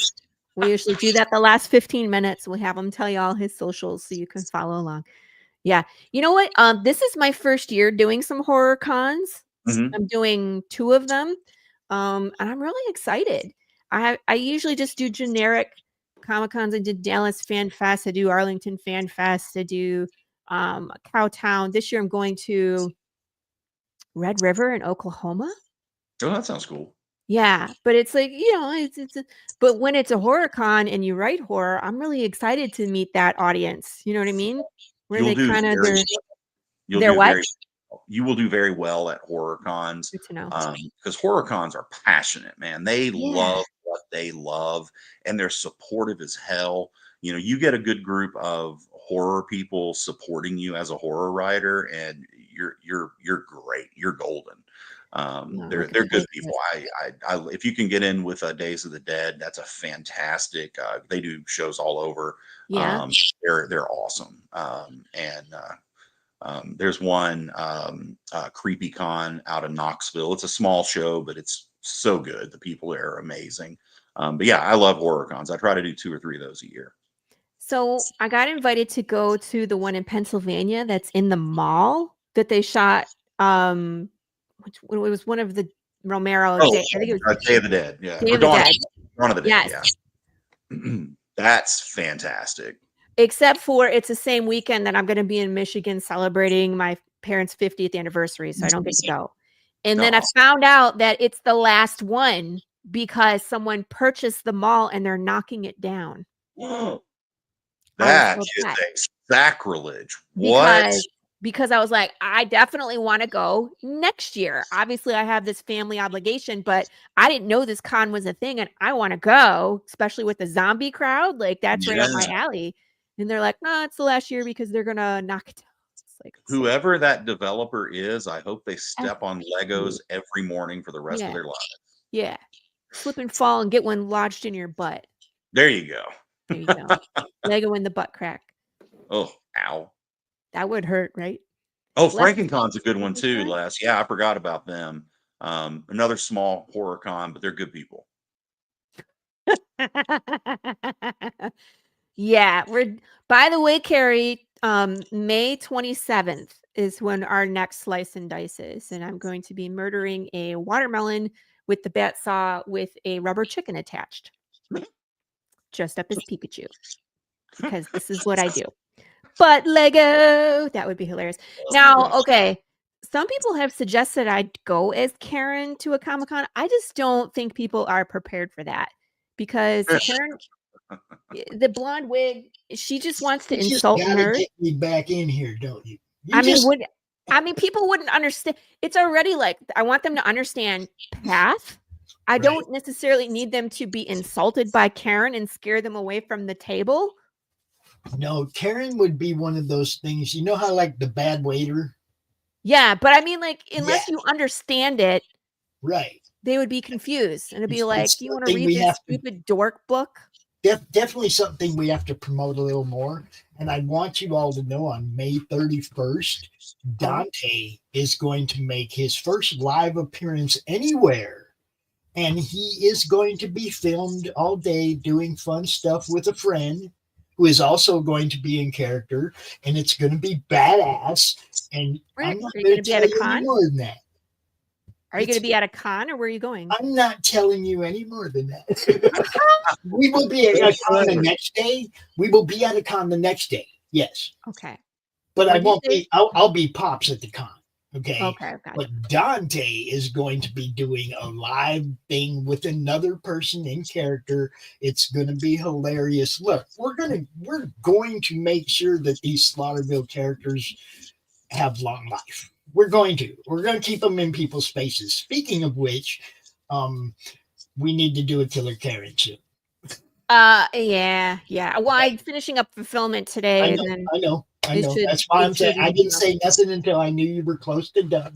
But yeah, and I have a couple of different people that I think we can talk to. A couple of different people actually. Rich, you want to come on Killer Karen? Absolutely. I don't know what Killer Karen is, but yes. So it's me in a blonde wig, putting on the personality of an actual Karen. Did he go or did I go? Oh, he went. I think he went. Dang it. I was like, it's probably me. I thought I froze because all this obnoxious weather outside. I was going to give him the Killer Karen. I was going to give him some. This is an appropriate reaction to asking someone to come on Killer Karen. It's just to like disappear and be like, no. I think Mr. Fringe from Lunatic's Fringe. He was on Fourth Wall Interviews. I interviewed him in character. Oh, yeah. I think he would be great for Killer Karen. Karen would be so confused. And I'm pretty sure Chuck wants to be on Killer Karen. Chuck, yeah. Okay, so yes, we have people lined up. I think Carrie should be on Killer Karen. Oh my God, she would be hilarious. Are you storming right now too, Lou? Because I mean, it didn't start until the show started, thank goodness, but it's storming pretty good. We've had no hail, thank goodness, but we've had storms the last couple days. A lot of water, like flood type water, where the roads are just full. It's been a mess. So but yeah, I did pick up my press passes for Hall of Heroes Comic-Con at the end of the month, and I had to get an extra one because for Dante. I will have somebody, a special guest, walking the floor with me. Cool. It's gonna be awesome. Me? Did you invite me and didn't tell me? Yeah, I mean, if you were going to be here and doing a con in Michigan, we would definitely do some madness type shit. Yeah. You know?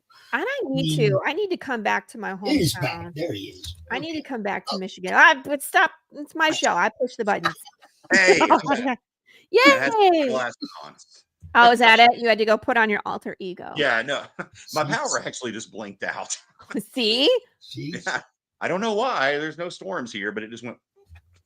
I jinxed you because I was like, I might get kicked off, and then Rich gets kicked off. So. Carrie is challenging Karen right now. Oh, Pops, I keep telling you, Killer Karen, we're looking at teddy bear. Ooh, well, it's one or two things happens with Karen. If you're that type, she either makes friends with you because she likes that you're aggressively a Karen, or two, you butt heads. So Killer Karen is my alter, I don't know, personality. We played an RPG game. And it's a horror-based RPG game. You go to this town called Slaughterville, and depending on where you go in the town, it's like a B version of all these horror movies. So like there's a B version of Freddy Krueger called The Dream Man. There's Body Snatchers and Jason, and all of them are there. So depending on where you go, you can interact with these, like horror tropes that you are familiar with. And so I played with Pops Van Zant, and it was just the two of us. And I was like, I need a character that's going to be interesting. Like I don't want a boring character. And so I came up with this idea that I was going to be a Karen. I don't know why, but you were watching the Madness Comic Network. Are you mental? So we played a whole 2 campaigns, and she's an absolute bitch. And I don't know, it was a weird roundabout where I ended up like, wouldn't it be funny if Karen hosted a show and interviewed, comic book creators? She hates comics and she hates creators. She has this whole like scale of incels that she calls me. It's a fun show because you can come on and say anything and do anything and get antagonized by Karen. People are allowed to promote stuff, but it's just in a very, what do we call it? Extreme podcasting, something like that. I love it. I love that idea. But it keeps like evolving into things. So it's fun. There's a whole playlist in the YouTube on the Madness and then also on my YouTube. But again, same thing. Like I got super busy and I had to cut back on a lot of stuff. I had some health issues going on. And so it was like the only show I'm really doing is the Brew right now. And so every now and again we'll do a Karen, but it's like I have fulfillment, I'm writing, I'm lettering, I'm going to shows, I have kids stuff. I mean, you get it. No, you don't have anything to do. You're fine. Nothing, right? Laser engraving shit. Right? 3D printing. Rich, are you on X? Okay, they are all really interested in where they can follow you. So let's just go to that part. Okay, yeah. So primarily I'm on Facebook and Instagram. X, Twitter, whatever scares the hell out of me because it's always been, I don't know. I just have this thing in my mind that it's very toxic, and I don't get into that vibe. So yeah, Facebook and Instagram, you can follow me. And love to, if you reach out to me on either of those, I'm definitely gonna talk back to you. So, but Cool. and I'm doing somebody's putting together a blue sky for me. I don't remember if it was Jeff or Joey, but I'm gonna do that, I think. Yeah, I probably do need to give in and get on Twitter, but that it's kind of dragged me kicking and screaming. Let's just say this. I have one, but I just don't, I'm not there usually unless I have like a live campaign and then I'm promoting, and like I'm just tuned into the comic book community because there's freaking drama on every single platform and it just finds you. Most definitely. And I just find I've advertised on all of them at points in the past, but I find out that Facebook gives me the best return on investment. So yeah, I probably should get on Twitter, but I don't know.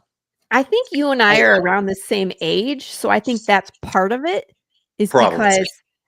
because it was like Facebook was first and then there was Instagram, and so those are my main 2, and then I really enjoy short form videos, so then TikTok.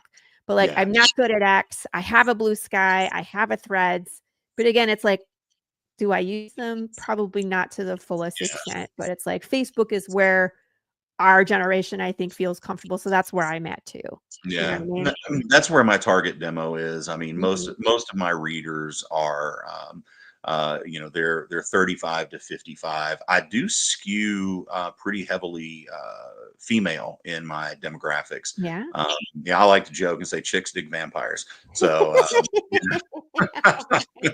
are they sparkly? Just kidding. No, I write vampires, not disco balls. I laugh though, because I always talk about like the life cycle of a genre, and it's like it starts out as scary, and then it gets campy, and then it gets more scary, and then it gets romantic, and that's where it dies until it gets rebooted. Yeah, True Blood was the apex of the romantic vampire era. You don't like True Blood? No, I don't. I think I tried to watch like the first couple and I was like, I'm out. I don't like chick flicks at all. That's just who I am. Someone always teases me like, have you watched The Notebook yet? I'm like, never will I watch The Notebook. Give me Train unless to I'm sure. Busan. Give Uh, me, give Train to me the Busan. Oh my yeah, God, really? yeah. Give me like the horror action. Give me stuff that's exciting. Give me all the John Wick movies. Notebook, I will fall asleep. I just don't care. And Twilight was horrible. Like, I think I saw the first one and I'm like, this is just bad. And I think I Yeah. got talked into seeing the second one and I was like, F this, never again. Um, I was so mad when they were like warm bodies. And I was like, you tried to do romantic zombies. The genre Yes. has died. You know what I Yeah. mean? Like, someone needs to reboot it. Yep. It'll come around. It will. Vampires have been resurrected, See? unintended. Right? But, You know, I mean, with like Nosferatu was scary, right? and Sinners. Oh my God, have you seen Sinners Yeah. yet? So we're Oh, back to scary again. See? So we've yes. rebooted to scary, and then we'll get to campy, and then scary, and then romance, and then Yep. we'll do it That's again. the pattern, yeah. And Mhm. but yeah, it's horror has its cycles, you know, and you know, we'll probably get some witches and then we'll get zombies again. And uh, Werewolves.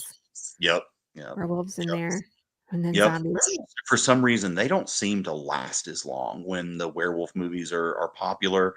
I don't know what it is, why people don't dig werewolves like they do vampires, but you know, it's interesting to see those horror cycles repeat themselves. Well, I can't think of. I mean, like, because vampires. There's Dracula. I mean, like Mm, that is a name you can say that immediately you get an image of a character, right? There's not really a personality within the werewolves. There's no one wolf man that has in my mind. There's just wolf men. You know what I mean? Right. It's like a condition. It's not so much about a character. So Yeah. you see what I They're mean? the monsters, you know. They're not. Yeah. They're not the people, and I think it's the people that we gravitate toward. It's the characters that we fall in love with, and it's hard to fall in love with, you know, just a generic. Even though there have been some fantastic werewolf stories, Right. you know, Silver Bullet, Skinwalkers, Teen Yeah. Wolf. Ginger snaps. Ginger. Oh God, I love Ginger Snaps. Holy Right? crap! Cult Yes. classic. And it's the same thing with zombies. There's not really one zombie that people gravitate. We know George Romero. We know, slow moving, fast moving, virus. There's different kinds of zombies, infection, 28 days later. You know what I mean? Yep. But there isn't like any one zombie that people are like, Dracula is just so iconic. And so Right. that's why I think vampires kind of stand out, where it's just like, if you just drop that name, it's like, okay, now we're in. I know what Nosferatu, you mean. we're in. Yep. We're in. You know what I Yep. mean? Yep. So And you know, vampires werewolf. are also the closest to humanity, I think. Yeah. You know. Yeah.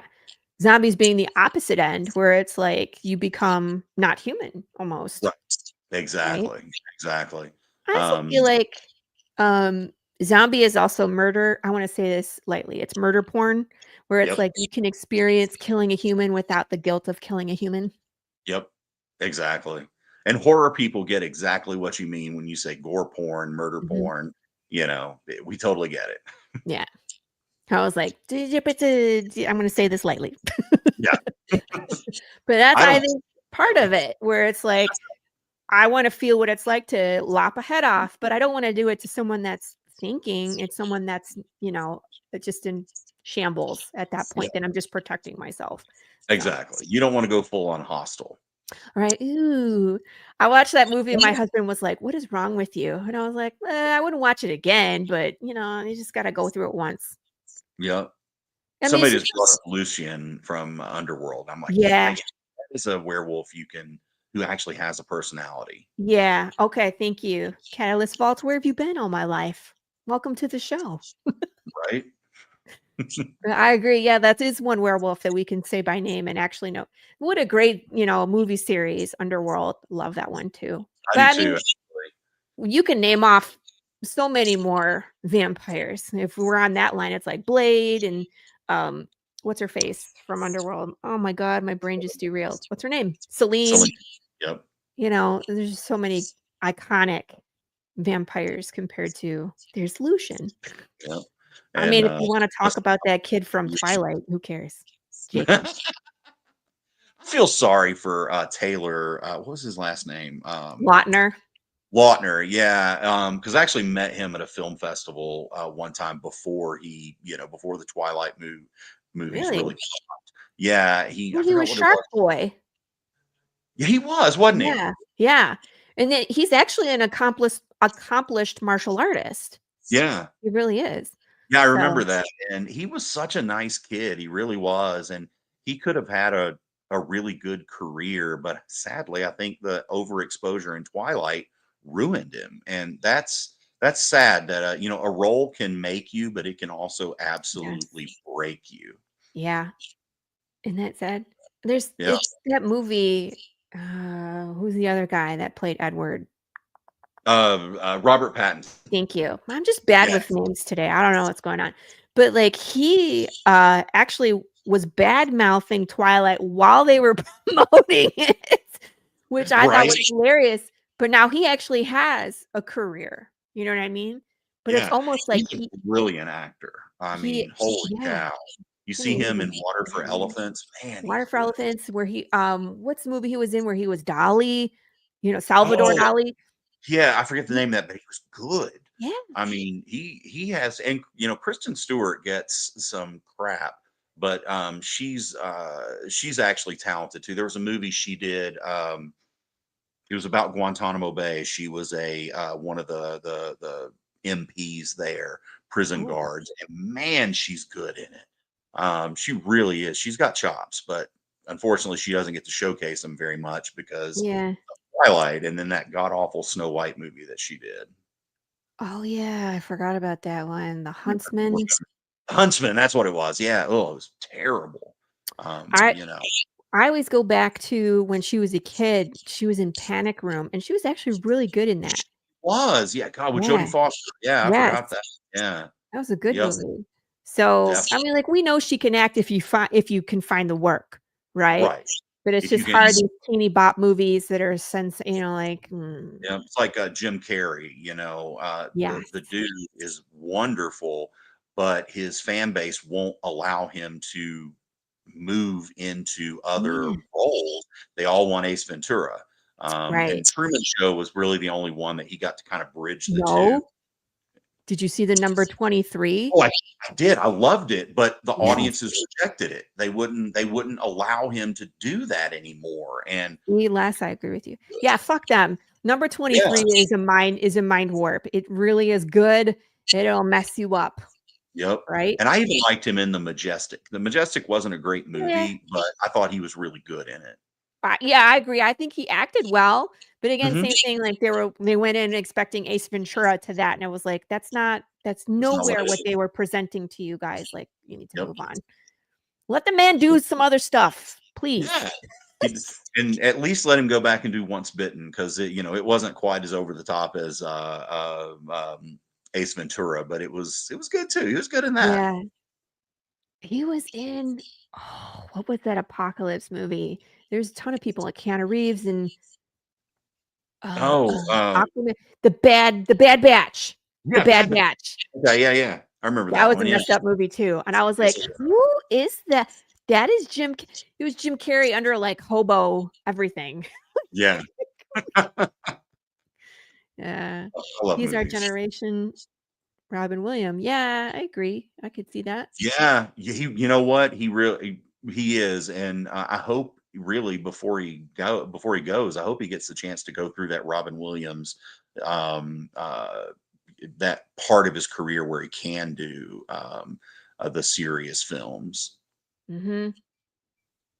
I mean, even Mrs. Doubtfire, um, I was like, "Oh, girls," like, my 2 girls, I was like, "Let's watch Mrs. Doubtfire, it's a great movie." And, like, the first 30 minutes is so fucking depressing. It really is. Yeah, it's like, oh So I was like, "Oh, wow. I forgot about this part." My kids are like, "Why are we watching them get divorced, mom?" And I was like, "I was just it gets better." You're like, Yep, yep. It gets so "Sorry, funny. sorry, Um, guys." Yeah, sometimes, right. sometimes your kids need trigger warnings, I guess. Yeah, I was like, "It's a good movie, just you gotta understand, like, the first part of it, and then the second part will make sense." I'm like, "But you have to hurry Yeah, up and watch." And they were like, "We don't wanna watch this anymore." I was like, all "Fine, right. watch it by myself." It's a good movie. Anywho, I know we kind of went on a tangent at the end, but I think you and I can have like a great show just talking about movies. Gosh.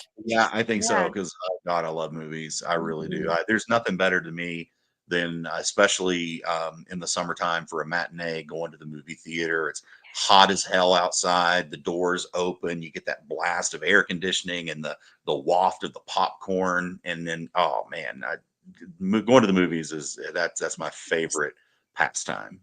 I love it. And I don't get to go that often anymore. I Sadly, mean, yeah, sadly. I mean, like with kids. So obviously if it's an adult movie that I want to see, we have to get a babysitter, we have to find some place for them to go.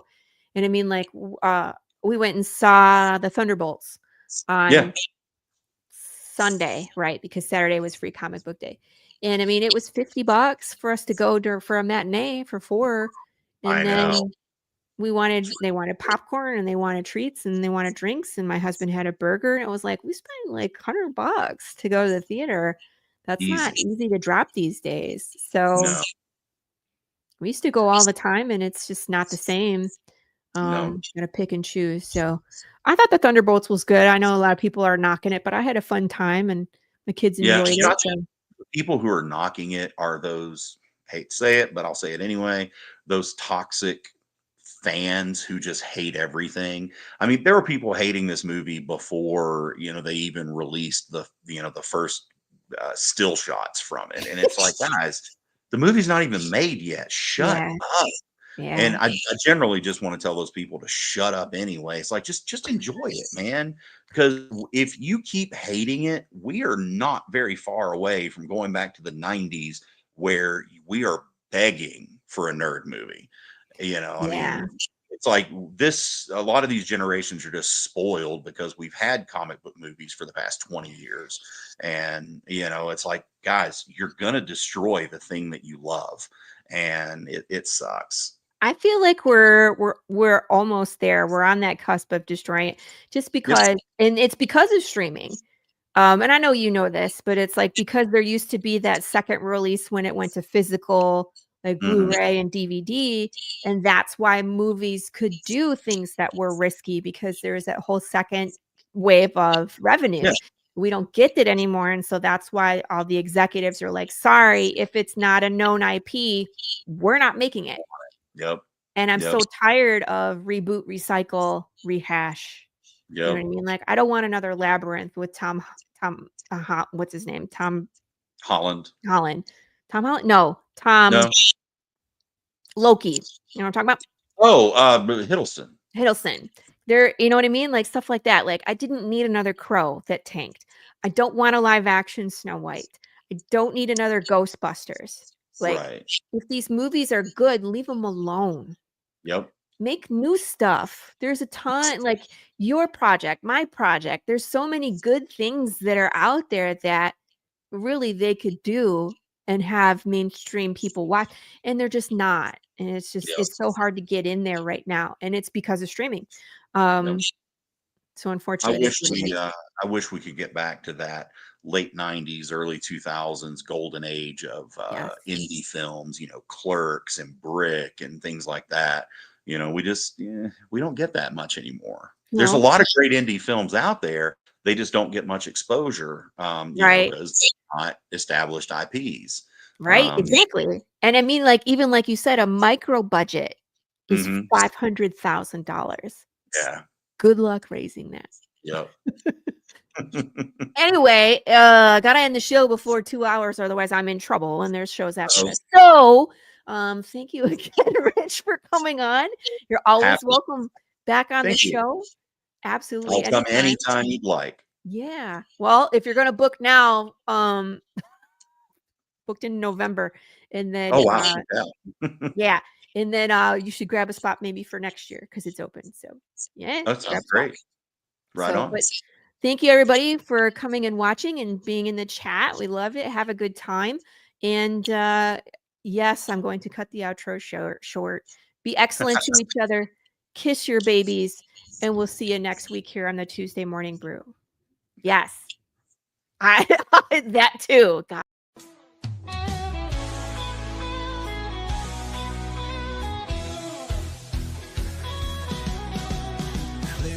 that you've been